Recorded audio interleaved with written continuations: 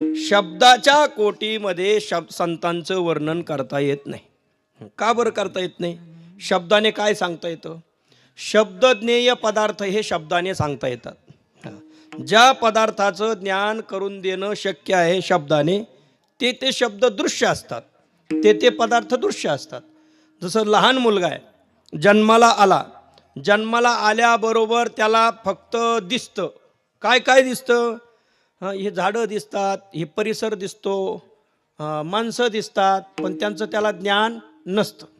पण आई शिकवते, आई शिकवते पहिलं अरे आ रे आईचा, मी आई, हे बाबा, आणि हळूहळू हळूहळू हळूहळू त्याला बाकीच्या पदार्थांचं ज्ञान करून दिलं जातं. त्याला फक्त पदार्थ दिसत असतो, तो फक्त एक बालक वृत्तीने पदार्थ निरीक्षण करत असतो, पाळण्यात पडलेला असतो. आणि त्या पाळण्याला वरती हे जसं इथं लावलेत ना ह्या झालरीवर, ह्या झळकणाऱ्या, तशा चिमण्या, कावळे असे ते बारीक बारीक प्लॅस्टिकचे चिटकवलेले असतात आणि ती अशी चक्री फिरत असते पहा. आणि मग याला चिमणी म्हणायचं, याला कावळा म्हणायचं. अगोदर तो पाहतो, बालवत वृत्तीने पाहतो, पण त्या पाहिलेल्या पदार्थाचं त्यावेळेस दिग्दर्शन केलं जातं.